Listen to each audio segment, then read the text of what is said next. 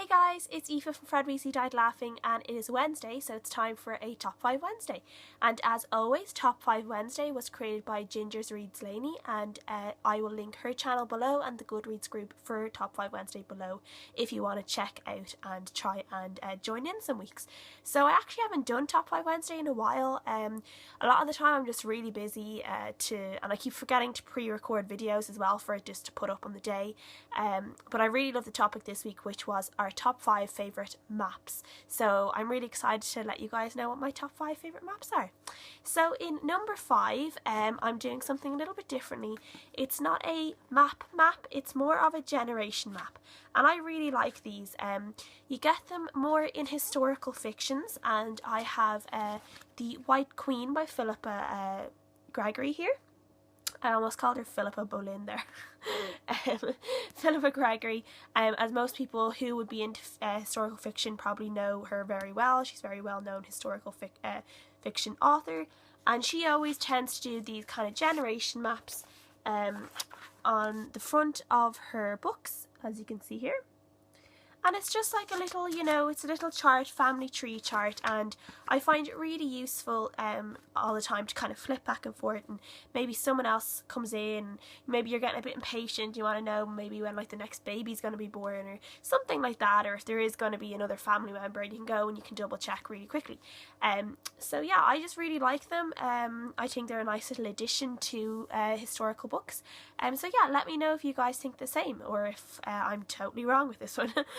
So yeah, and then for number 4, I have the maps from Eragon. So I just have Inheritance here, which is the 4th and last book, it's a chunk of a book. It's really huge. So I'll just get the map here. So the map looks like this. As you can see, it's quite lovely.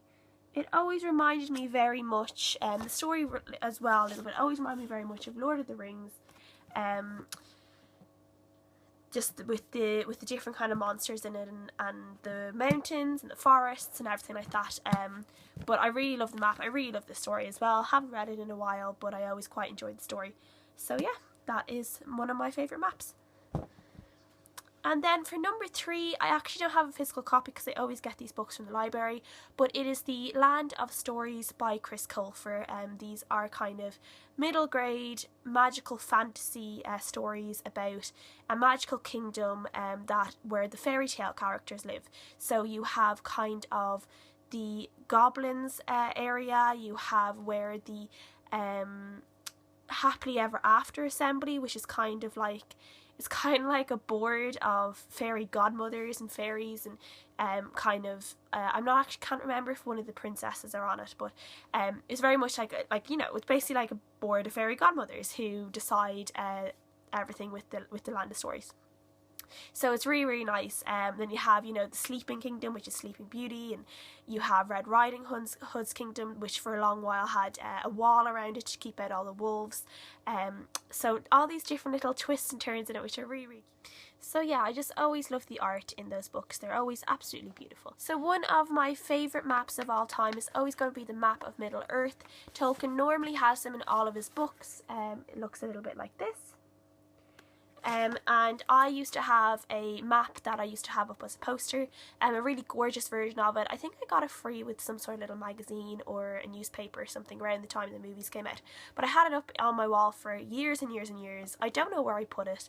I don't remember throwing it out. I thought I put it somewhere safe, but I went to look for it and I can't find it. But I just love Lord of the Rings. I love Middle Earth. I'd love to live in Middle Earth. Like, I want to live in Middle Earth. It's one of the fantasy worlds I'd love to live in.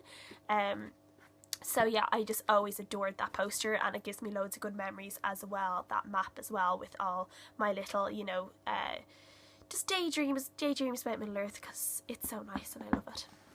And then there's only going to be one top map for me, and thing is, we never actually got a picture of this in the book. It was always something we had to make up in our own minds, and it was the Marauder's map in Harry Potter. I absolutely adore the Marauder's map. I think it's absolutely beautiful.